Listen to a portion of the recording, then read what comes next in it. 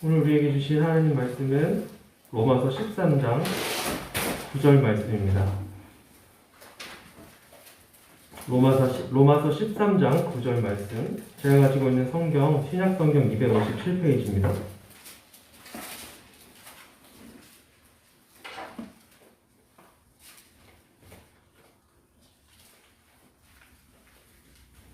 로마서 13장 9절 말씀. 신약성경 257페이지. 찾으셨으면 한 목소리를 합독하여 올리도록 하겠습니다. 시작. 가늠하지 말라, 살인하지 말라, 도둑질하지 말라, 탐내지 말라 하는 것과 그 외에 다른 계명이 있을지라도 내 이웃을 내 자신과 같이 사랑하라 하신 그 말씀 가운데 다 들어가느니라. 아멘. 오늘 말씀은 계속해서 십계명의 내용, 그리고 이 십계명 내용 세 번째 말씀입니다. 그래서 오늘 말씀은 6계명부터 제 8계명까지 내용, 곧 살인하지 말라, 간음하지 말라, 도둑질하지 말라, 이 내용을 살펴보고 각 율법의 의미와 이 율법을 우리가 살고 있는 이 현대사회에 어떻게 적용해야 할지를 생각해보는 그런 시간이 되길 소망합니다. 먼저 제 6계명은요, 살인하지 말라입니다. 이 율법은 매우 단순하고 분명한 것입니다. 그래서 기본적으로 다른 사람들의 생명을 빼앗지 말라는 뜻입니다. 그리고 이것은 다른 사람의 생명뿐만 아니라 우리 자신의 생명에 대해서도 그렇게 하면 안 된다는 것을 포함하는 말입니다. 그러므로 모든 살인이나 살인교사, 그리고 자살 또는 다른 사람들을 자살하게 만드는 그 모든 것을 금지하는 율법이다 라고 할 수 있습니다. 그렇다면 하나님께서는 왜 살인을 금지하셨을까요? 왜 살인을 금지하셨을까요? 이것은 현대사회의 생명 윤리를 보더라도 누구나 다 살인하는 것에 대해서 찬성하지는 않을 것입니다. 하지만 성경이 말하는 사람의 생명이라는 것은 하나님께서 창조하신 하나님의 형상이고 하나님께서 주신 것입니다. 그러므로 모든 사람의 생명은 하나님의 것이며 이 생명은 남이나 내 자신이나 모두 하나님의 거룩한 형상이므로 생명을 존중하는 것은 바로 하나님을 존중하는 것이고 하나님의 소유이므로 우리가 그 생명을 빼앗거나 또는 우리가 우리의 생명을 버리는 것은 본질적으로 하나님의 것을 빼앗는 것이고 또 하나님의 것을 버린다는 것입니다. 그렇다면 우리가 만일 우리의 생명을 버린다거나 다른 사람의 생명을 빼앗지 않았다면 우리는 제6계명을 온전하게 다 지키고 살고 있는 것일까요? 마태복음 5장 22절에는 이렇게 말합니다. 나는 너에게 이르노니 형제에게 노하는 자마다 심판을 받게 되고 형제에 대하여 라가라 하는 자는 공회에 잡혀가게 되고 미련한 놈이라 하는 자는 지옥불에 들어가게 되리라. 라가라고 하는 것은 비어있다라는 뜻으로 쓰이는 말인데 이것은 끝없이 탐욕을 구하는 자에게 대해서 굉장히 모욕적인 말로 라가라고 말을 하는 것이죠. 이 말씀에 따르면 모든 죄라는 것은 단지 행동으로 나타나는 것만이 죄가 아니라 마음에 어떠한 작은 미움이 생기는 그 동기가 발생함으로 누군가를 미워하고 누군가를 시기하는 그 마음조차, 동기가 생기는 그조차도 죄다라는 것을 말하고 있습니다. 그러므로 살인이라는 것 역시도 실제로 우리가 누군가를 죽이는 것뿐만이 살인이 아니라 우리 마음 가운데 미움을 품는 것, 우리 마음에 아주 작은 동기를 가지고 살인을 품게 되는 그것조차도 살인과 똑같은 죄다라는 것을 말합니다. 결국 살인이라는 것은 사람을 죽이는 것은 물론이고 사람에게 분노하는 것, 그리고 상대방을 향하여 욕을 하는 것, 그리고 무시하는 것 등과 같은 그 모든 일들 역시 살인과 동일한 죄에 속한다라고 할 수 있는 것입니다. 그 이유가 무엇일까요? 바로 사람이라는 것은 분노의 대상, 욕의 대상, 비난이나 비하의 대상이 아니라 우리가 함께 보내야 될 화목의 대상이라는 것을 말합니다. 그러므로 예수님께서는 아까 마태복음 5장 22절 이후 23절부터 25절 말씀을 통해서 예물을 제단에 드리려다가 형제에게 원망 들을 만한 일이 있었던 것이 생각난다면 먼저 그 형제와 화목하라라고 말씀하셨고 고발하라는 자와 함께 있을 때 급히 사화하라. 사화라고 하는 것은 법정으로 가서 재판에 가기 전에 이 둘이 관계를 풀어서 해결하는 것을 사화라고 말합니다. 사화해라 라고 말씀을 하시는 것입니다. 우리 인간을 창조하신 하나님의 의도 가운데에는 우리 인간이 서로 사랑하고 서로 용서하고 서로 높이고 존중하고 귀하게 여기는 관계로 지음받았음을 말하는 것입니다. 그렇다면 제6계명을 우리는 어떻게 지켜야 할까요? 이 계명의 의도가 단지 다른 사람의 목숨을 해치거나 나의 생명을 버리지 않는 것으로 끝나지 않고 다른 사람들과 화목한 관계로 지내야 한다는 것이라면 제6계명의 진정한 의미는 우리 자신과 다른 사람의 생명을 존중하는 데까지 가야 된다고 말을 하는 것입니다. 그들을 사랑하는 것, 그것이 제6계명의 진정한 의미라고 할 수 있습니다. 그러므로 우리는 우리 자신과 다른 사람의 생명이 가장 온전한 상태에 있도록 힘써야 하는 것입니다. 그리고 성경이 말하는 이 생명의 가장 온전한 상태라는 것은 바로 하나님과의 바른 관계에 있을 때를 말합니다. 왜냐하면 하나님께서 모든 생명의 근원이 되시기 때문입니다. 이 말은 우리가 하나님을 버리게 된다면 그 스스로 생명을 버리는 것과도 같다라는 것을 말합니다. 과거나 현재나 우리는 이 자신의 생명에 대해서 참 많은 관심을 가지고 살아가죠. 현재 100세 세대라고 해서 정말 이 생명이 많이 연장이 되었고 그 연장된 시간만큼 우리가 어떻게 하면 건강하게 살까를 많이 고민하는데 아무리 물질이 많아지고 지식이 많아진다 하더라도 또 과학이 아무리 발전한다 하더라도 결국은 모든 인간은 죽음에 이르게 된다는 것입니다. 그리고 우리가 겪게 되는 이 죽음이라는 것은 1차적인 물리적 죽음을 말합니다. 이 죽음은 하나님을 믿는 사람이든 하나님을 믿지 않는 사람이든 동일하게 맞이하는 죽음입니다. 하지만 우리에게는 진정한 생명이 있다는 것이죠. 그러므로 하나님을 떠나서 물리적인 생명에만 관심을 가지는 것은 진정한 생명을 버리는 곧 제6계명 살인하지 말라라는 죄를 저지르는 것과 동일하다는 것을 말합니다. 그러므로 살인하지 말라는 계명의 의미를 생각해 볼 때 우리는 우리 자신과 또 다른 사람들이 하나님과의 관계를 온전하게 맺어 나갈 때 제6계명을 바르게 지키고 있는 것이다 라고 할 수 있는 것이죠. 그리고 하나님과의 관계가 회복되는 것을 죄와 허물로 죽은 우리를 하나님께서 살리신 것이라고 에베소서 2장 1절과 5절은 이렇게 말합니다. 그는 허물과 죄로 죽었던 너희를 살리셨도다. 허물로 죽은 우리를 그리스도와 함께 살리셨고 너희는 은혜로 구원을 받은 것이라. 우리는 예수님을 통해서 새로운 생명을 받았습니다. 그러므로 영적으로 다시 살아나 우리 안에는 새로운 생명이 있는 사람들입니다. 왜냐하면 부활하신 예수 그리스도의 생명이 우리 안에 있기 때문입니다. 그리고 이 생명을 가진 사람들에게는 영생이 있는 것입니다. 요한복음 17장 3절에서 이렇게 말합니다. 영생은 곧 유일하신 참 하나님과 그가 보내신 자 예수 그리스도를 아는 것입니다. 그렇게 하나님과 관계가 회복된 사람은 이제 자신의 물리적인 생명에만 관심을 가지는 것이 아니라 그 안에 있는 진정한 생명이신 하나님과의 관계를 바르게 맺어가는 것에 더 큰 관심을 두고 살아가는 것입니다. 그러므로 그리스도인의 삶에는 변화가 나타나게 되어 있습니다. 그 변화된 삶을 통해서 하나님의 영광이 드러나게 되는 것이죠. 또한 자신이 받은 진정한 생명을 다른 사람들에게 전하는 것이 그들을 살리는 길임을 알기 때문에 우리는 전도하는 것이고 그리고 선교에 힘쓰는 것입니다.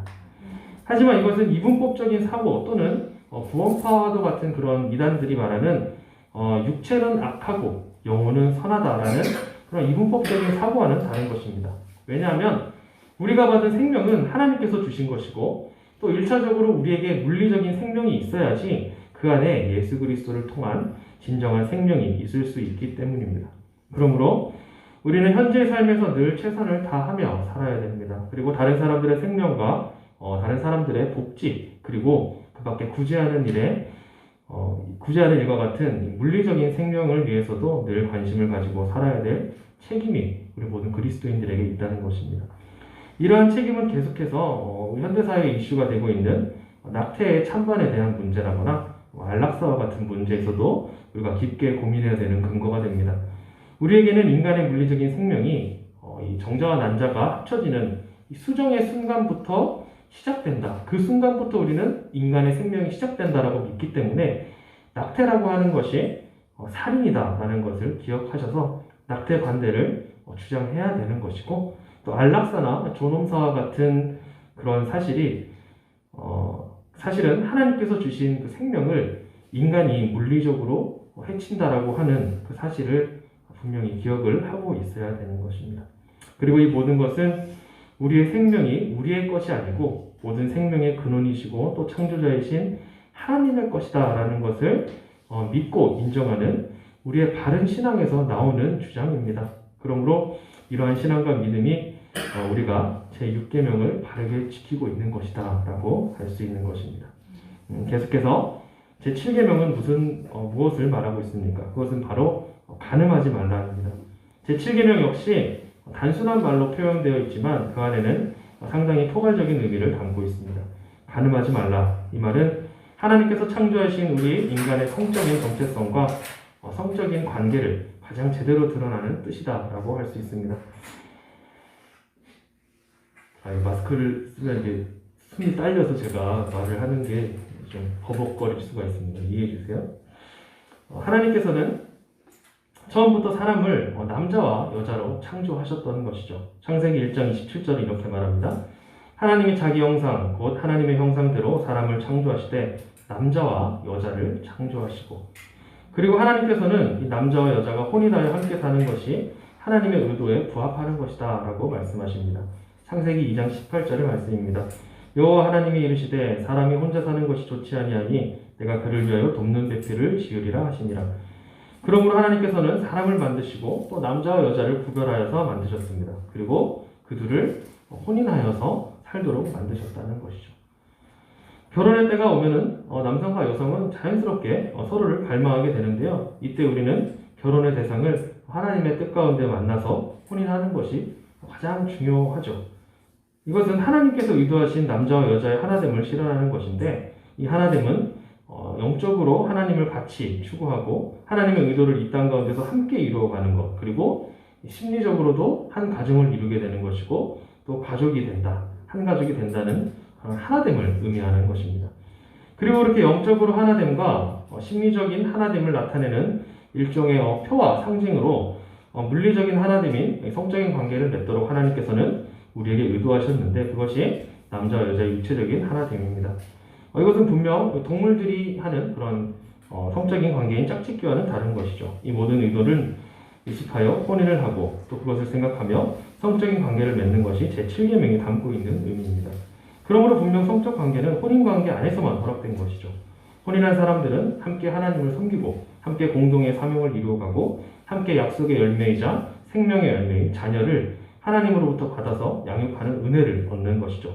그리고 평생 서로 의지하고 서로 돕고 사랑하고 가장 가까운 친구로 지내는 그 모든 복을 누리도록 하나님께서는 우리에게 결혼을 선물로 주신 것입니다. 그리고 그 중에 하나가 바로 부부와 성적인 관계를 가지는 것, 그것이 바로 선물이라는 것입니다. 로마서 1장 21절에서 32절에는 사람들이 마음에 하나님 두기를 싫어할 때 인간의 모든 타락한 마음의 생각이 그대로 행동으로 드러나게 된다. 그리고 그 결과 온갖 성적인 범죄를 범하게 된다라고 말합니다. 그러므로 제7계명은 단지 간음 외에도 하나님을 마음에 두지 않는 그 마음이 이 간음의 시작이다라고 얘기를 하고 있는 것입니다. 그러므로 하나님을 마음에 두지 않는 것, 그것이 바로 진정한 영적인 간음이다라는 것을 말합니다. 그렇다면 현재를 살아가고 있는 우리들은 이 간음하지 말라는 계명을 어떻게 생각해야 될까요? 과거나 지금이나 이 세상은 이 성적인 죄를 그렇게 심각한 죄가 아니다라고 여기는 그런 성향이 있는 것 같습니다. 그리고 하나님을 믿는다고 하는 교회 공동체 안에서도 이러한 생각이 들어와 있는 것을 우리가 알 수 있는 거죠. 왜냐하면 우리가 드라마를 보고 지금 굉장히 핫한 펜트하우스라는 드라마가 있는데요. 그걸 보면 그렇잖아요. 막장에 부부가 서로 이렇게 돌아가면서 결혼을 하는 그런 것들이 참 성적인 이런 것 별것 아니다. 결혼하고 이혼하고 하는 것에 대해서 별로 이렇게 심각하게 생각하지 않는 그런 사상을 우리에게 계속 심어주는 거죠. 개그 프로그램을 봐도 성적인 농담들 이런 것들이 일탈이 넘쳐나고 성을 상품화하는 그런 자극적인 내용을 그대로 노출하는 경우들이 굉장히 많이 있죠. 그래서 로마서 12장 2절은 이렇게 말합니다. 너희는 이 세대를 본받지 말고 오직 마음을 새롭게 함으로 변화를 받아 하나님의 선하시고 기뻐하시고 온전하신 뜻이 무엇인지 분별하도록 하라. 세상이 어떻게 말하더라도 또 어떻게 흘러가더라도 우리는 이 시대를 따라가지 말라. 늘 조심하고 경계하라라는 것입니다. 우리 마음을 잘 지켜야 되고 또 우리 자녀들에게 하나님만을 의지하는 원칙을 잘 가르칠 책임이 있습니다. 또 우리의 행동으로 보여주어야지만 제7계명을 범하는 일로부터 우리가 멀어질 수 있는 것입니다. 그렇다면 우리가 어떻게 이 세대를 본받지 않고 하나님의 뜻대로 살아갈 수 있을까요? 먼저 우리는 항상 하나님의 뜻이 무엇인지를 생각하고 하나님의 말씀을 묵상하고 바른 믿음의 정체성을 지키며 살아가야 하는 그런 발버둥이 있어야 됩니다. 세상이 아무리 관통이라는 것이 죄가 아닌 것처럼 이끌어간다 해도 성경은 원칙적으로 모든 사람들이 혼인관계 안에서만 성적인 관계를 가져야 한다라고 말합니다. 그것에 어긋나는 모든 것을 바로 간음이다라고 말하는 것입니다. 또한 혼인의 의미가 손상되어가는 현실의 상황에서 우리는 성도로서 바른 혼인의 의미를 드러내는 그런 삶을 사는 것이 굉장히 중요하죠. 혼인은 그저 사람들이 필요에 따라서 또는 관습에 따라서 자연스럽게 생겨난 그런 것이 아닙니다. 혼인은 하나님께서 처음 사람을 창조하시고 남자와 여자에게 명령하시는 것이에요. 그런데 오늘날은 이 혼인의 정신이 많이 사라지고 있는 것 같습니다. 그래서 결혼이 굉장히 지금은 코로나 때문에 어쩔 수 없는 상황이긴 하지만 코로나 이전의 상황을 봐도 이 결혼식이 굉장히 간략해지고 단순화되는 그런 상황을 보죠. 그리고 이 혼인의 의미에 대해서 대수롭지 않게 생각하는 경향들이 많이 있습니다. 그래서 어떤 이 결혼의 주례를 무시하고 부모님들만 나와서 뭐 촛불로 간단하게 한다거나 이러한 것들을 많이 보게 되는 거죠. 이것은 그리고 또 이 혼인의 잘못된 형태로 나타나는 이 두 가지가 있는데요. 이것이 바로 혼전동거라는 것도 있고 또 계약결혼이라고 하는 그러한 것도 있습니다. 이러한 것은 혼인에 대한 하나님의 명령을 무시하거나 또는 무지할 때 나타나는 인간적인 죄악의 생각을 구체화한 그냥 죄에 불과하다는 것이죠. 이 계약결혼이라는 것은 프랑스의 실존 철학가들이 뭔가 있어 보이려고 이렇게 만든 것을 현대 지성인들이 이제 따라서 계약결혼이라고 하는 그 말이 나왔는데요. 사실은 그냥 죄에 불과한 것일 뿐이죠. 하나님 명령을 무시한 죄에 불과하다는 것입니다.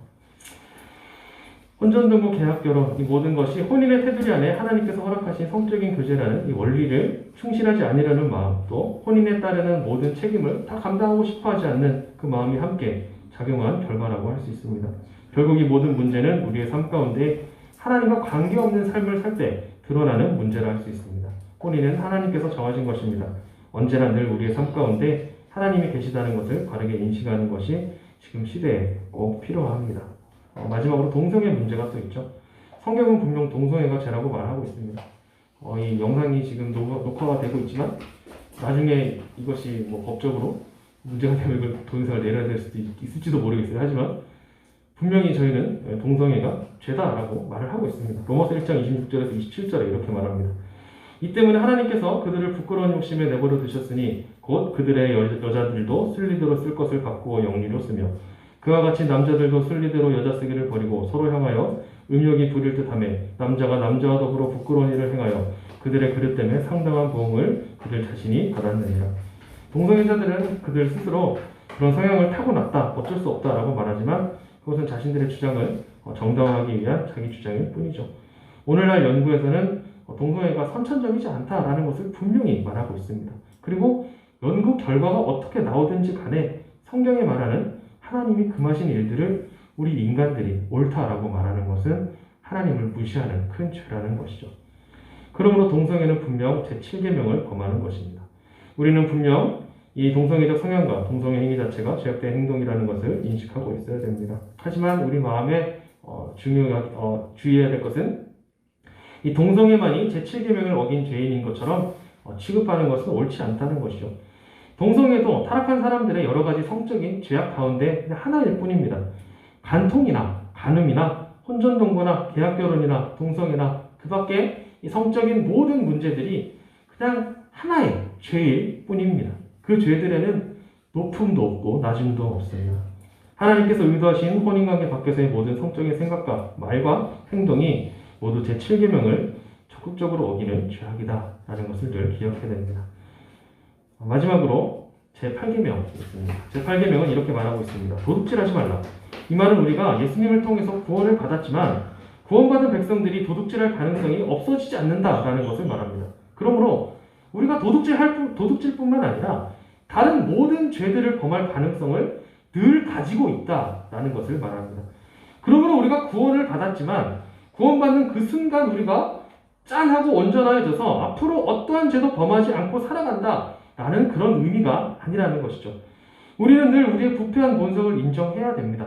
예수님을 믿고 의지해야 되고 이 부패한 본성과 매일 싸워가야 하는 것이죠. 이것은 우리 마음 가운데 누군가를 미워하는 본성, 그리고 성적인 타락, 그리고 일상적인 이 도둑질과 같은 마음으로부터 시작하는 모든 죄와 늘 싸워나가야 한다는 것을 말하고 있습니다. 1차적으로 도둑질하지 말라는 것은 어떠한 형태로든 도둑질하지 마라 라는 뜻입니다. 그러므로 각자의 사유재산 또는 공동재산을 자신의 개인의 것으로 만드는 일을 하지 말라라는 것을 말합니다. 인간의 욕심은 끝이 없어서 어떤 방법으로도 다른 사람들의 어떤 방법을 사용해서라도 다른 사람들의 재산을 자신의 것으로 만들려는 의도와 행동을 하게 되어 있습니다. 그러므로 성경은 그러한 일들을 도둑질하지 말라는 계명을 통해서 분명히 금지하고 있습니다. 하지만 현대사회를 보면 불법을 저질러서 다른 사람의 재산을 자신의 것으로 만들려는 사람들이 굉장히 많이 있다는 것이죠. 보이스피싱과 같은 사기, 불법 부동산 투기, 불법 도박 사이트 등과 같이 큰 사회적인 이슈를 만들어내는 그런 문제도 있는가 하면 그 밖에 우리가 아무렇지 않게 사용하는 공적으로 주어진 이 물건들을 사적으로 사용하는 것, 그리고 공적으로 사용되어야 될 이 법인카드를 개인의 사적인 용도로 사용하는 것들, 그런 작은 일들조차도 사실은 제8계명을 어기고 있는 죄라는 것을 우리가 인식을 하고 있어야 된다는 것입니다. 이 모든 것은 우리의 욕심으로부터 나온다고 할 수 있습니다. 하지만 우리가 가진 모든 것들은 하나님께로부터 나온 것들입니다. 우리의 생명, 가족, 재산, 재능, 시간, 이 모든 것들은 바로 하나님의 선물인 것입니다. 이 말은 남의 것을 나의 소유로 삼는 것, 그것만이 제8계명을 어긴 것이 아니라 우리가 가지고 있는 모든 것들을 우리 마음대로 낭비한다면 그것 역시도 하나님의 것을 우리가 우리의 사적인 용도로 사용하는 것이기 때문에 사실은 제8계명을 어기고 있다는 것을 말합니다. 보통 우리는 남의 것을 훔치지 않았다, 도둑질하지 않았다라고 한다면 제8계명을 잘 지키고 있다라고 생각할 수 있습니다. 하지만 누가복음 18장과 마가복음 10장을 보면 한 사람이 와서 예수님께 이렇게 질문을 하죠. 어떻게 해야 영생을 얻을 수 있습니까? 그러자 예수님께서는 살인하지 말라, 간음하지 말라, 도둑질하지 말라, 거짓 증언하지 말라, 속여 빼앗지 말라, 내 부모를 공경하라. 이 모든 계명을 지키면 네가 영생을 얻을 것이다 라고 대답하십니다. 그리고 그 말씀에 찾아온 한 사람이 이렇게 얘기를 하죠. 그 모든 계명을 내가 어려서부터 잘 지켰습니다. 그러자 예수님은 이렇게 말합니다. 내 모든 것을 팔아 가난한 자에게 주고 나를 따르라.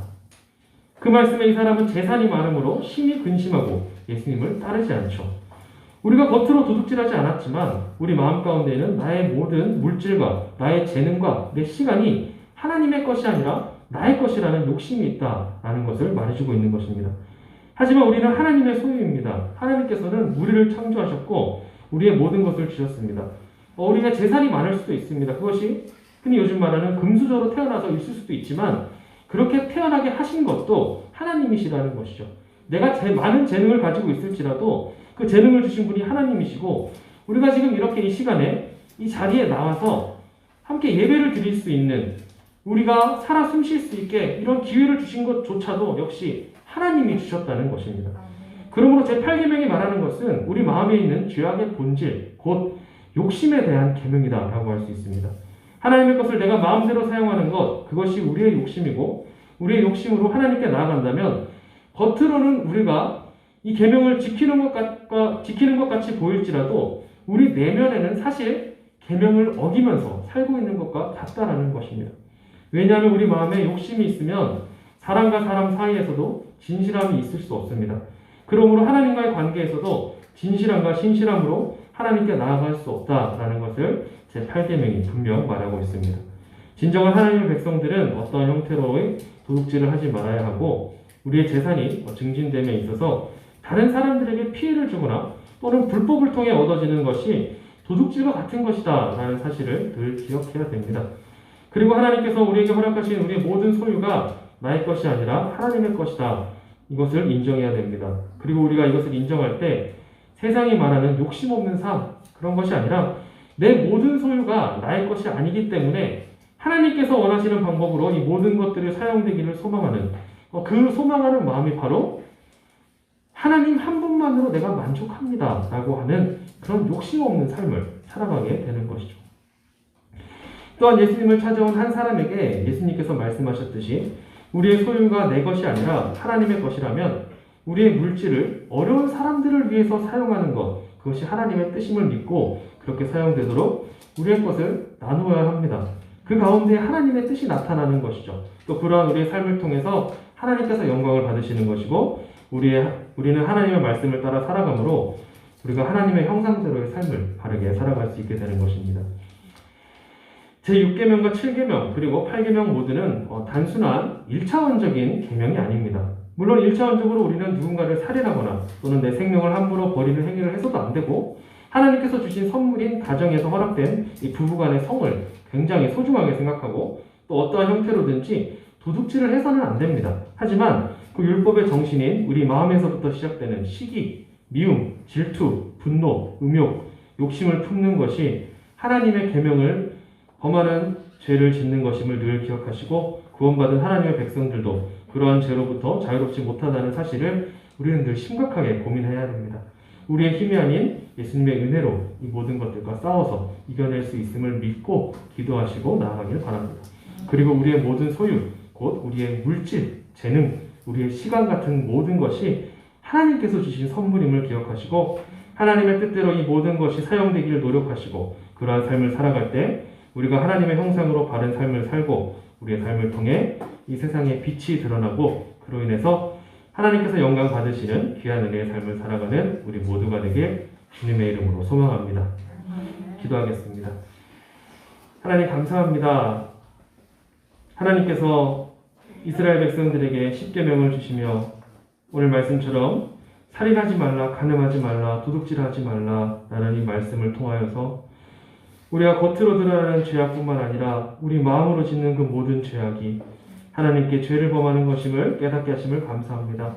이제는 그 말씀을 들었사오니 이 율법의 정신에 의해서 우리 마음으로부터 오는 죄악들을 늘 경계하고 그 죄악을 짓지 않기 위하여 기도하고 어쩔 수 없이 넘어가는 그때에도 예수님을 의지하여서 이 모든 죄악으로부터 싸워 승리할 수 있는 우리 모두가 되도록 도와주시고 우리가 받은 모든 것이 하나님의 것임을 기억하여서 내 자신만을 바라보고 사는 것이 아니라 세상을 향하여 나눠주고 함께하며 살아갈 수 있는 우리 모두가 되도록 도와주시옵소서. 감사합니다. 이 모든 기도 예수님의 이름으로 기도합니다. 아멘.